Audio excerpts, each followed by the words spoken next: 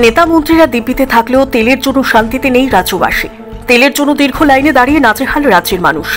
রাজ্যের প্রায় প্রতিটি তেলের পাম্পে দেখা যাচ্ছে তেলের জন্য দাঁড়িয়ে থাকা ভোক্তাদের দীর্ঘ লাইন।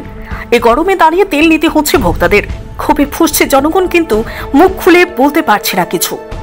আগরতলা আইজিএম হাসপাতাল পরিদর্শনকালে রাজ্যের মুখ্যমন্ত্রীকে এই সমস্যার বিষয়ে সাংবাদিকরা জিজ্ঞেস করতেই তিনি বলেন, রাজ্যে যে তেলের সংকট দেখা দিয়েছে তার জন্য তিনি ইতিমধ্যেই কেন্দ্রীয় পেট্রোলিয়াম মন্ত্রীকে এই সংকট উত্তরণের জন্য চিঠি লিখেছেন। পাশাপাশি 2-1 দিনের মধ্যে এই সমস্যার সমাধান হয়ে যাবে বলে তিনি আশ্বস্ত করেন, কিন্তু সমস্যার সমাধান হচ্ছে না। অন্যদিকে দেখা যাচ্ছে রাজ্যের ভিআইপি ট্যাগ লাগানো লোকগুলোর গাড়ি ভর্তি তেল। তেলের সংকটে রয়েছে শুধুমাত্র আম জনতা। আজও দেখা গেল তেলের পাম্পে দীর্ঘ লাইন। দীর্ঘ সময় লাইনে দাঁড়িয়ে ভোক্তারা খুবই বিরক্ত বোধ করছে। কিছু ভোক্তারা সরকারের বিরুদ্ধে ক্ষোভ উগরে দিয়েছেন।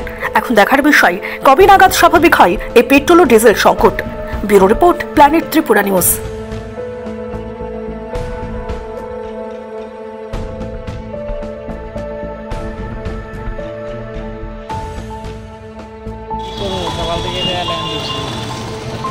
মুখ্যমন্ত্রী বলেছে স্বাভাবিক, মুখ্যমন্ত্রী প্রতিশ্রুতি দিয়েছে স্বাভাবিক হবে।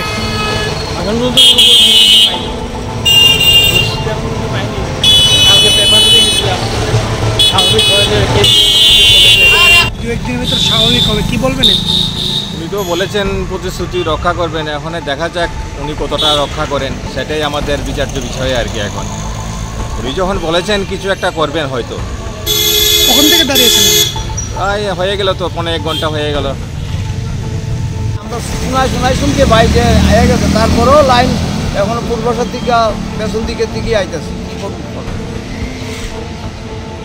কি এরবার কয়দিন পরে উদ্যান হতে স্বাভাবিক হইতে হবে? তেলের সংকটটা তো প্র্যাকটিক্যালি আপনারা জানেনই, পত্রপত্রিকার পাইছেন যে আমরা নামলিং বেসের রেলের সে খারাপ হয়ে গেছে, ফলে ঘুষ ট্রেন পাস দিতে পারতেছে না। তো আশা করি মানে প্যাসেঞ্জার ট্রেন পাস হয়েছে, ঘুষ ট্রেনও পাস হইব, কিন্তু কবে হইব এটা একমাত্র রেল ডিপার্টমেন্ট আর গভর্নমেন্ট জানে।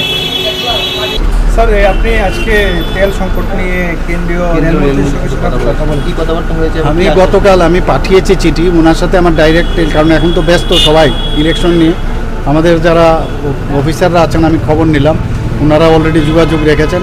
আমি একটা চিঠি দিয়ে অলরেডি ওনাকে ইনফর্ম করেছি। আমার কাছে যা খবর আছে খুব তাড়াতাড়ি যে সমস্যাটা হয়েছে সেই সমস্যার সমাধান হবে, এই কথাটা আমাকে জানাবে।